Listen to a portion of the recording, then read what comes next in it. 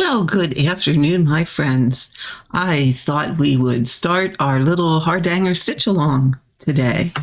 Um, yeah, my plan is that we're gonna get started today on the border and the supplies that you need and the border.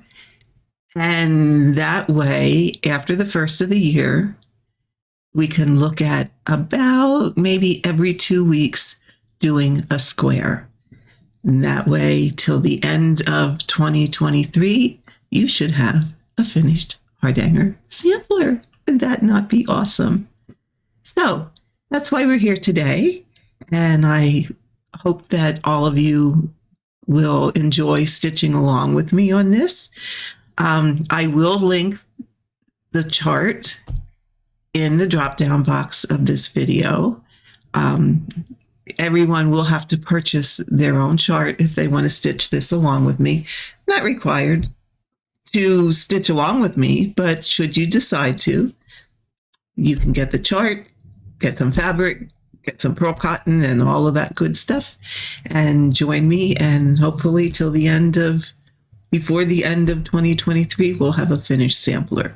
So let's look at what do we need. So let's flip our little screen here and see what we need to get this puppy started. Okay, first thing we need is, and I do have a little bit started here, but the first thing we need is our fabric. Okay, it can be the fabric of your choice. The pattern recommends and gives the instructions for 22 count Hardanger fabric. Personally, I choose not to stitch Hardanger pieces on that. For my taste, it's a little bit too chunky. I prefer a more delicate look. So what I have here is some 28 count Lugana. And what I will be using with that and what you will need is I'm going to use some number 8 pearl cotton. I'm going to use some number 12 pearl cotton. I'm going to use a size 24 needle and my new pair of Hardanger scissors. These are Bohin's new Hardanger scissors. I don't know if they're new, but they're new to me. And it's the first I have seen. These, so they may have been around a while and I just didn't know about them. But so far I've only used them to clip some threads, but we'll see how they work for cutting on this sampler. So yes, a lot of you are saying, no, wait, Karen, I thought you started this. I did start this, but I also wanted to, first of all, have a piece where I could work on and demonstrate for you the different stitches and what have you. And I may experiment with a little color on this one that's on white. But what I have started for myself is, this is the piece that I am working on currently. So here, let's get you. Okay.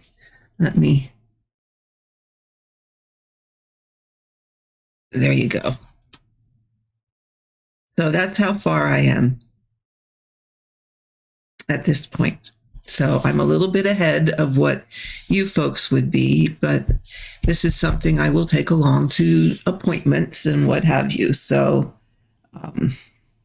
yeah, still plan on having it finished the same time that you folks would be done. But thank you for joining me and thank you for stitching along with me. I hope it will be a fun time.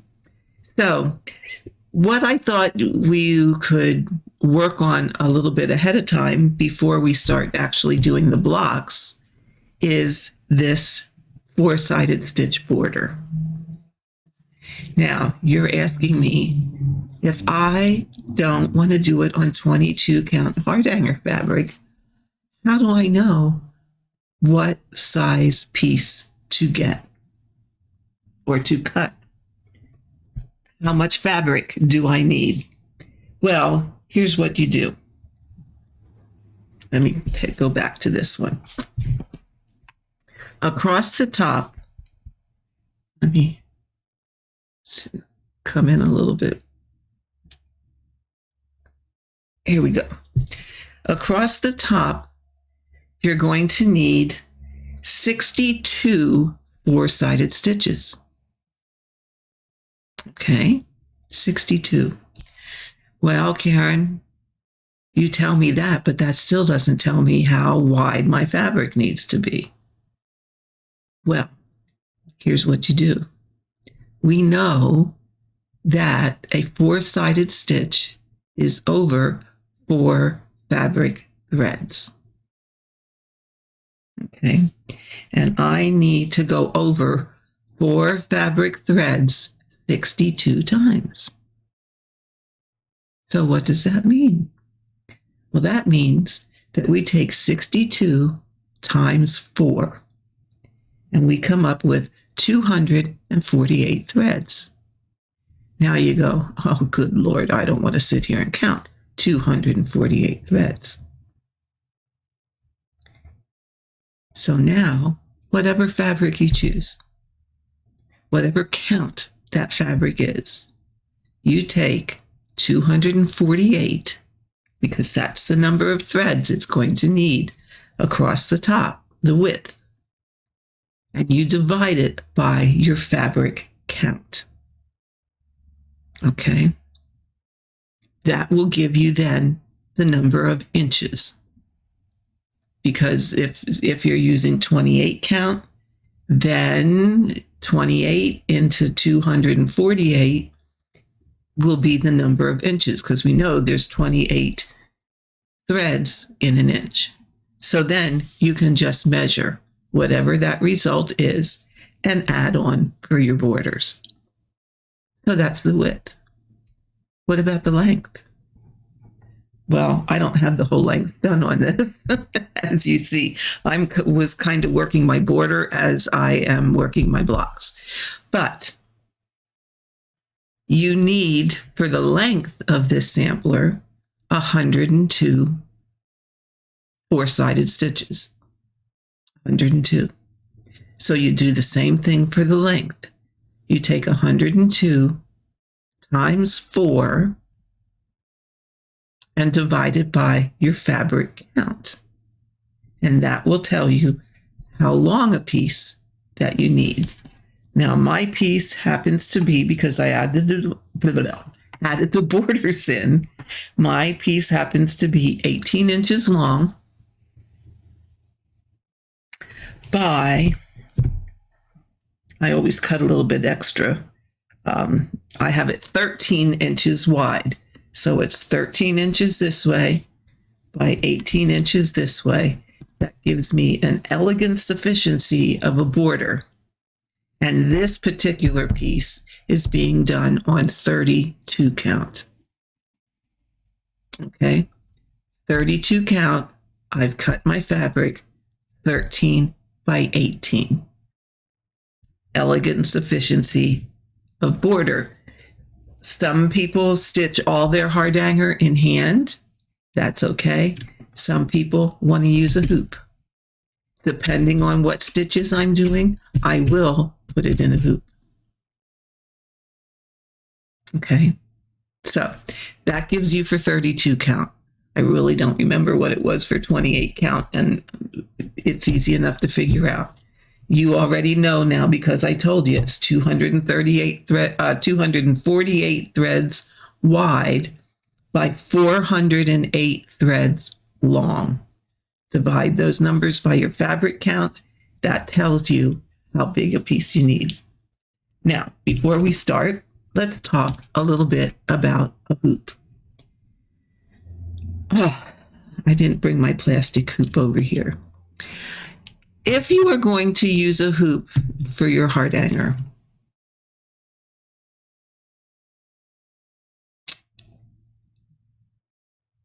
I would recommend a wooden hoop as opposed to a plastic hoop. Now, let me just grab back here at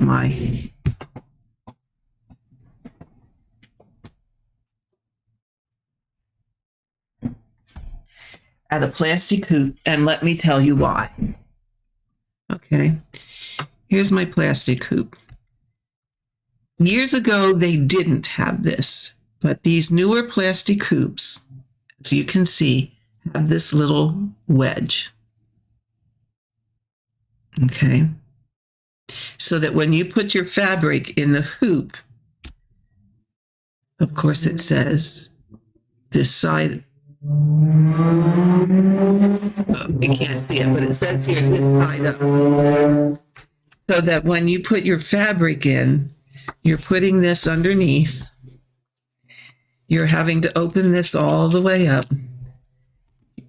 because you got to get it over that lip. Okay.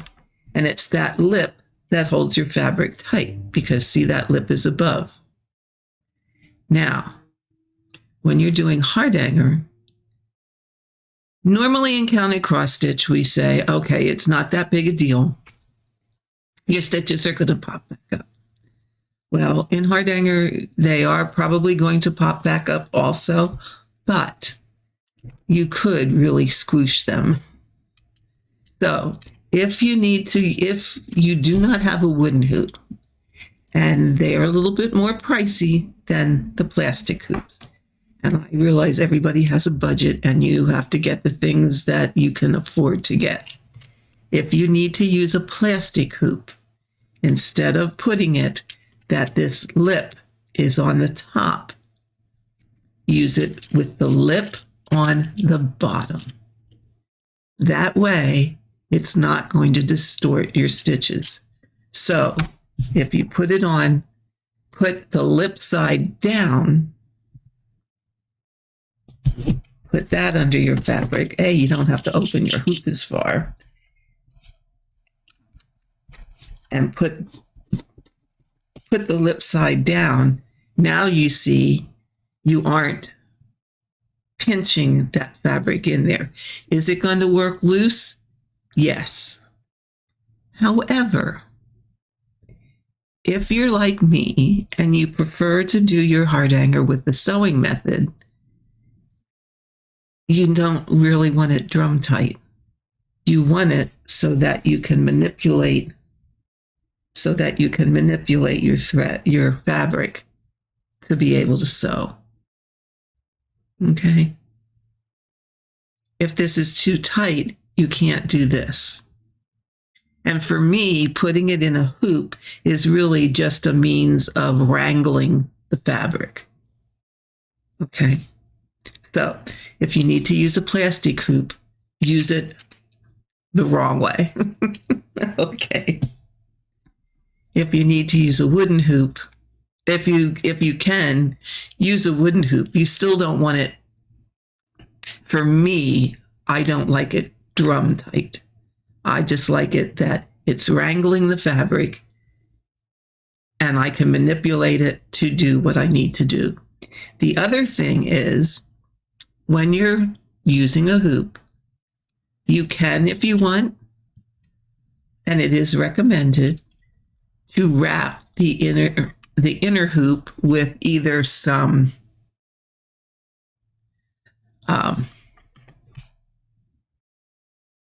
twill tape or some cloth.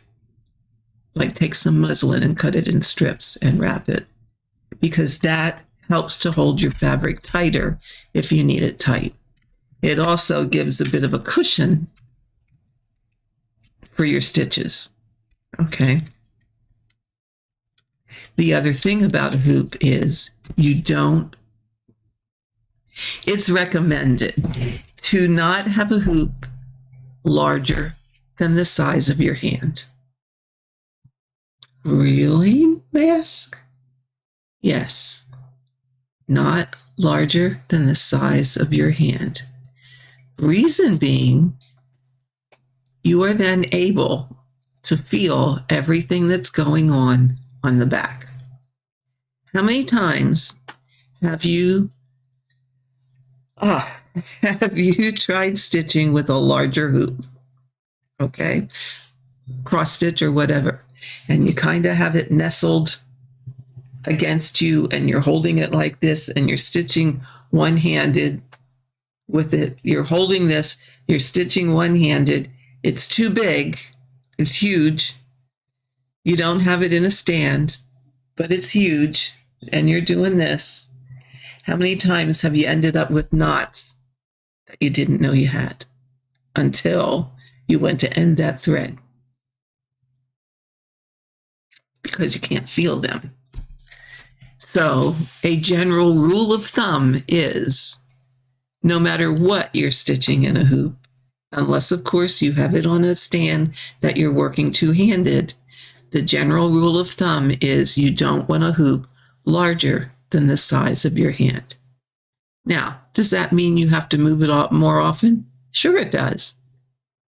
However, the more you move it, the less prone you're going to be to getting a mark on your fabric.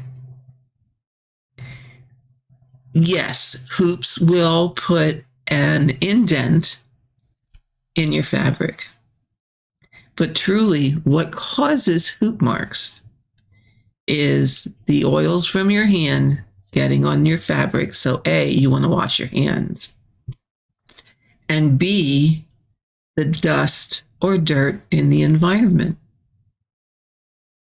attaches to those oils, and they can be real stinkers to remove. So if you're moving your hoop more frequently, the likelihood of getting accumulations of oils from your hands and dust or dirt from the environment is a lot less because you're moving it. So you're not necessarily concentrating on one area for really long periods of time and then it accumulating things that will cause hoop marks. So that's my spiel on hoop marks. So let's show you a little bit quickly, because I wanted to keep this rather short, so you can get started and be ready for after the first of the year to begin the first block. Now, you do not have to do the whole border if you do not want to. As I am working the border as I go. So I have these 3 blocks outlined, and I will do the fill in for these 3 blocks.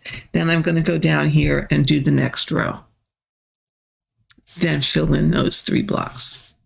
The choice is yours. You can do the whole thing and get all your 4-sided stitch done at one go, and then you can just sit and fill in blocks, or you can do it as you go. It's up to you. It really isn't an issue either way. It's totally up to you how you do it. But let's look at a 4-sided stitch. Okay, let me bring you in here. Ooh, really close so you can see. Okay, now I'm going to start here, and we're going to imagine that these stitches are not here, because this is how you would start if it would be your first stitch. Okay. All right. And I am not going to work in my thread to begin with. I'm just going to leave a long away tail, and I will work it in later. So I want to come up at, we're going to call this point A. Now, you have to remember that these aren't here. Okay. So I'm going to bring my needle up. And a 4-sided stitch has 4 sides, just like it says it does. Okay. So side 1 is count down 4 threads. Go across the back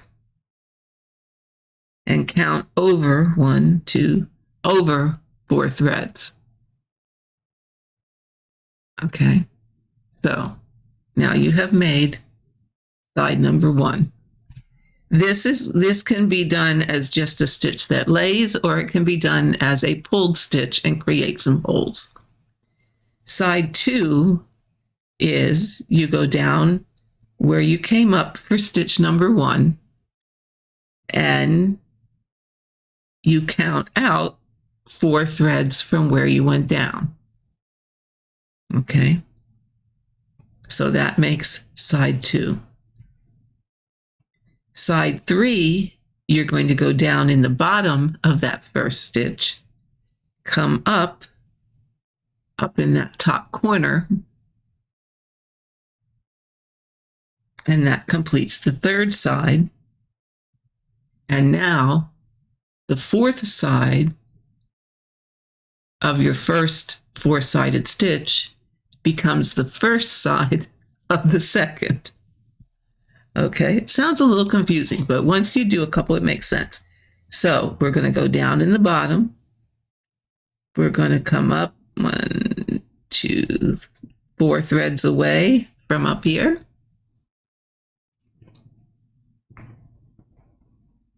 We're going to go down here.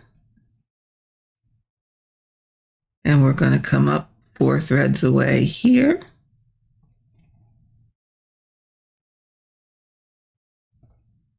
And don't catch that silly tail. Okay. We're going to come up, go down in the bottom of this one. This is side 3. Come up in the top. There's our next stitch. Okay. These directions are in the book. Okay. And you just keep going in this manner. It becomes very, very rhythmic. It's a very rhythmic stitch. You just keep going until you have your 62 stitches across the top, or your 100 and what did I say it was? Yeah, 62 across the top, your 102 down the sides. Okay. And you just keep going. Now, you are going to get to a point where you need to turn a corner. Okay. So let's look at turning the corners. All right. So I'm going to I always have to think about this, folks. So I want to go this way.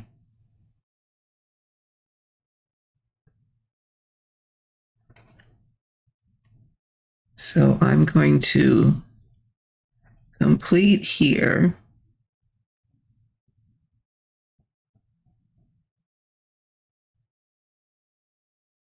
See, I always have to think about it. I'm going to go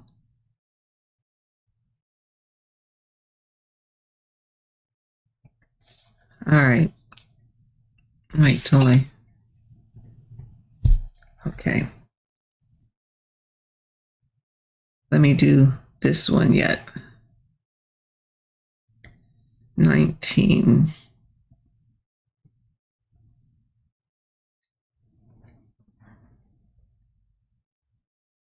See, I'm doing mine opposite of what this diagram shows, so I have to kind of go backwards here.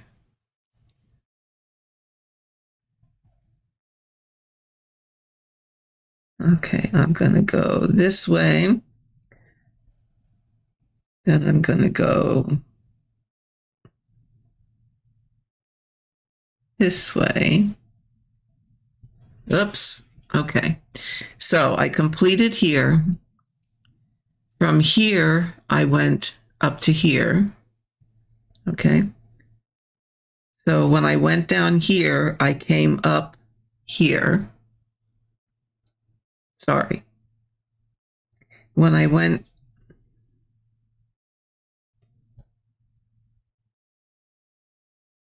I finished this stitch here. I came up here.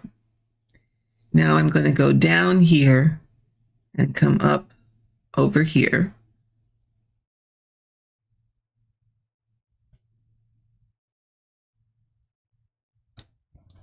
1, 2, 3, 4. I'm going to go here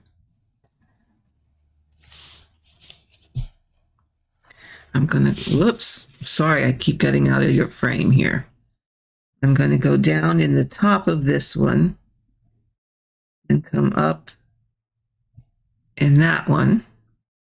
That's going to be side 3.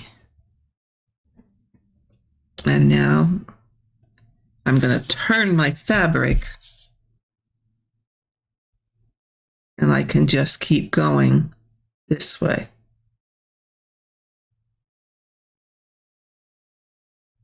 Okay, 1.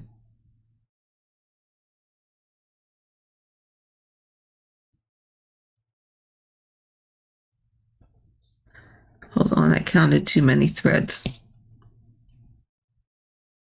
Okay, I really got to turn it this way that it's good for me to work on.